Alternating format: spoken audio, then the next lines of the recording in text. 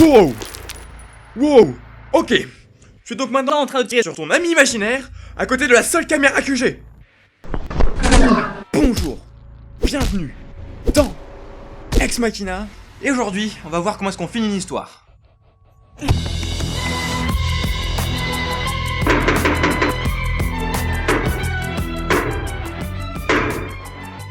Alors, finir une histoire en impro, ça tombe souvent un peu à plat. Soit à cause des contraintes de temps, comme dans le match par exemple, où on n'a pas réussi à résoudre le problème avant le gong fatidique, soit parce que l'aspect a été négligé pendant l'entraînement. Ce qui conduit à un syndrome assez horripilant, le syndrome de super joueur. Super joueur, il est trop fort, il peut finir toutes les impros. Super joueur, il arrive 10 secondes avant la fin du chrono. Mon dieu, mais comment finir cette histoire? Quel mauvais rêve. Franchement, il est trop nul ce jeu. Super joueur, il s'en fout de tout ce que t'as construit avant. Super joueur, il arrive d'un coup et il repart en volant. Super joueur, j'adore ce que vous faites, j'ai vu tous vos films. De rien, ma petite. Mon dieu, notre scène de merde n'a pas de fin. Il faut que j'y aille. Il est trop fort. Comme vous l'aurez compris, cela consiste à justifier une scène en général pas top en conjuguant vannes et twists de fin comme une cerise sur un gros tas de fumier. Ne faites pas ça, cela ne sert qu'à détruire tout ce qui a été construit avant et cela n'a jamais sauvé une scène. L'une des techniques pour finir une histoire est la technique du rappel. Vous la connaissez très bien car vous l'avez vue dans un bon paquet de films.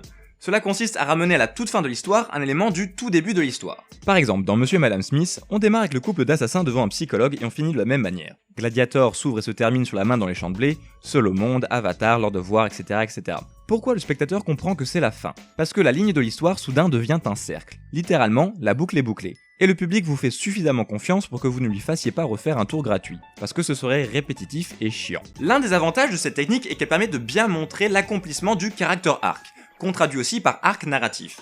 Je continuerai de parler de character arc parce que ça montre bien que tout tourne autour du personnage.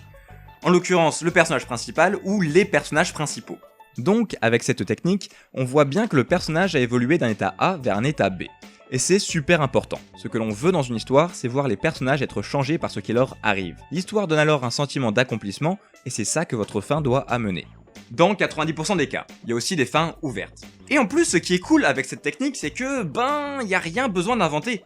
Il suffit juste de se rappeler de ce que l'on a amené avant. Et ça, on aime bien en impro, on aime bien l'écologie narrative, on aime bien réutiliser, recycler les mêmes idées. Parce que si vous amenez une idée mais qu'elle ne sert à rien dans l'histoire, elle devient anecdotique. Elle n'apparaîtrait pas dans un résumé de l'histoire. Et ça, on déteste en impro. Rappelez-vous, tout doit être justifié. Petite parenthèse, en anglais on parle de plot et de story. Mais quelle est la différence? La story, c'est les événements qui se suivent. Le plot, c'est la connexion de ces événements.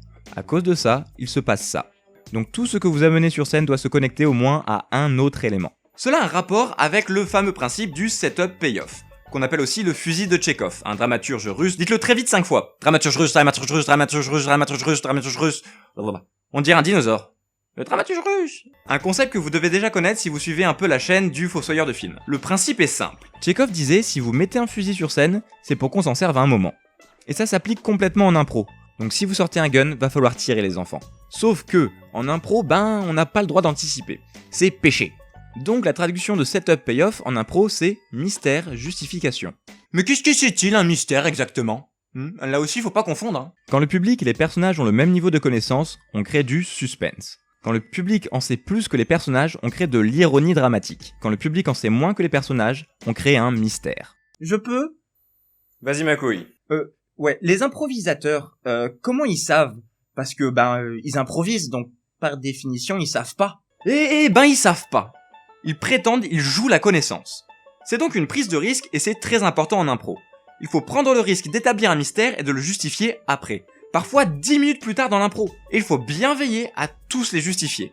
Comme dit Bernard Weber, dans une histoire on ouvre des portes et il faut bien toutes les fermer avant de finir. Je suis sûr que vous avez en tête plein de films qui vous ont gonflé parce que plein de trucs sont restés sans explication.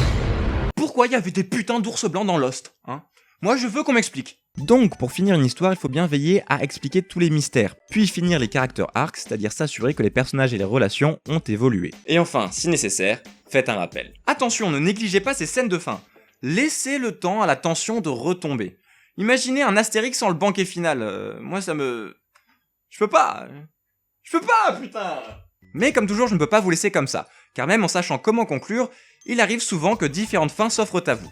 On peut distinguer 3 grands types de fins, et pour ça il faut que je revienne à mes story values dont on avait parlé dans l'épisode précédent. On avait dit que ces valeurs pouvaient être positives ou négatives. Soit au début on a une valeur négative, et on l'inverse à la fin après quelques péripéties, c'est le fameux happy end, soit on démarre avec du positif et on finit mal, la fin tragique. Le troisième type de fin est ce que l'on appelle la fin ironique. Je vous avais dit qu'un héros pouvait avoir plusieurs story values. En l'occurrence, il peut en avoir une positive et une négative, qui seront toutes deux inversées. Donc attention, c'est pas un bol d'eau tiède, les deux valeurs sont clairement inversées. Ouais. Je peux? Oh mais je t'en prie. C'est vachement généraliste ton truc. Entre les histoires courtes, les histoires longues, les différents genres, tu finis pas de la même manière. Ouais, mais là il faut que je parle de genre, de structure d'histoire, l'épisode va durer des plombes. Oh je sais, tu envoies à d'autres youtubeurs qui parlent déjà de structure d'histoire, et toi ensuite tu fais des épisodes dédiés à des genres, où tu vas pouvoir égrener les concepts dont t'as pas le temps de parler, et comme ça, bah là t'as le temps de parler du reste. Alors, pour les structures d'histoire longues, je vais vous renvoyer vers l'excellente vidéo de D4Darius, qui parle de la structure d'histoire en 3 actes. Alors il existe des histoires avec 4, 5, 6, 8 actes, mais 3 actes c'est la base. Et moi je vais vous parler de structure d'histoire courte. Il y a une très ancienne structure qui s'appelle la pyramide de Freytag. On dirait un dieu nordique, mais en fait c'est juste un auteur allemand du 19e. Le principe est simple, une histoire suit à peu près toujours le même schéma. Une phase d'exposition, puis ce que l'on appelle l'inciting incident, L'incident qui incite. puis les complications ou rising action, puis l'apogée, le climax, la falling action, la résolution et le dénouement. Comme quoi il s'en passe des trucs après le climax. Ça c'est bien pour des scènes de 10-15 minutes. Si votre format est encore plus court, genre entre 2 et 10 minutes, vous allez encore simplifier et faire exposition, problème, complication, résolution. Maintenant, si vous êtes en dessous de 1 minute, vous entrez dans la zone punchline. Exposition, problème, résolution. Sauf que vous n'allez pas avoir le temps de créer de la tension, donc il faut surprendre votre public autrement. Pour ça, il faut qu'on revienne à notre cercle d'attente dont on avait parlé dans l'épisode sur l'impro organique. Ah oui, tout se suit, tout est connecté. L'exposition pose votre cercle. Le problème indique vers quoi vous allez aller. La résolution doit résoudre le problème, être dans le cercle d'attente, mais pas là où on l'attend. Par exemple.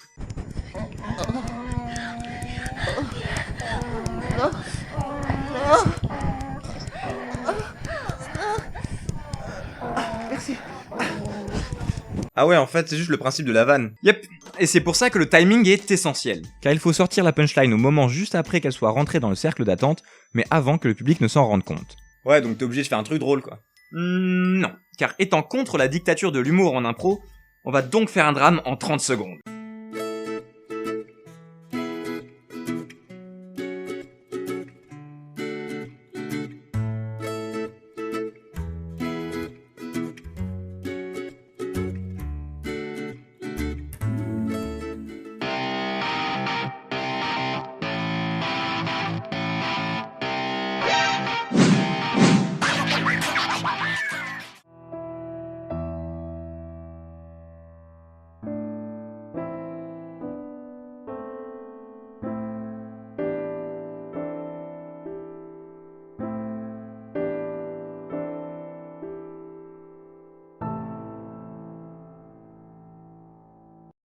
Et est-ce que t'es capable de faire une punchline en une image? Solide. Merci beaucoup d'avoir suivi cet épisode, on reparlera très sûrement du storytelling. Si ça vous a plu et que vous voulez suivre les prochains épisodes, on va parler de genre, de format et de plein d'autres surprises. N'hésitez pas à vous abonner à la chaîne, à mettre un pouce bleu et bien sûr à partager cette vidéo. Allez voir de l'impro, ou encore mieux, faites-en. Ciao. Mr. Indiana Jones, funky Stone City Cabrones, they ring like cellular phones. Look back, fall back, catch a heart attack, 'cause there ain't nothing in the world the nuts will ever lack. This shit is so damn hot, hot. This shit is hot, hot, hot, hot. This shit is so damn hot, hot. This shit is hot, hot, hot, hot. I ain't got time to be playing. Alors c'est la fin. Mais je comprends pas, j'ai pas changé. Si t'as changé, regarde, tu m'as donné des conseils pour les prochains épisodes. Et j'étais à bout portant et tu m'as raté. Au fond de toi, t'as pas envie que ça s'arrête. Ouais, mais pourquoi t'as fait tout ça? Je comprends pas, t'avais pas besoin de moi pour continuer. Parce que tu penses encore être le gentil de l'histoire? Tu es la petite voix dans notre tête, on en a tous une. Tu es le censeur, celui qui nous dit d'arrêter sitôt qu'on se plante un peu. Et c'est cool parce que t'es critique et c'est important de t'avoir parce que c'est comme ça qu'on s'améliore. Mais jamais il faut t'écouter quand tu nous dis d'arrêter. N'empêche, j'aime pas comment tu m'as créé. Et j'aime pas mon script. Et alors, moi aussi dans la vraie vie j'ai un script, écrit par un dieu ou ce que tu veux, mais je ne peux pas dire autre chose que ce que je vais dire. Alors moi non plus, des fois j'aime pas mon setting, j'aime pas mes dialogues, mais si je rencontrais celui qui l'a écrit, j'aurais plutôt envie de discuter plutôt que de l'arrêter. Ouais, je vois. Et maintenant ? Je disparais ? C'est la fin pour moi ? Tu reviendras peut-être, qui sait. Sois déjà content d'avoir fait une bonne histoire, c'est déjà pas si mal. Ok. Au revoir, détective. Au revoir, Arnaud. Eh, tu vas où ? Juste une dernière chose. 7 mois d'enquête. Affaire close, dossier classé. 7 mois pour comprendre que je n'étais pas du bon côté de la loi. Un vidéaste court. Un détective s'éteint. Fair trade.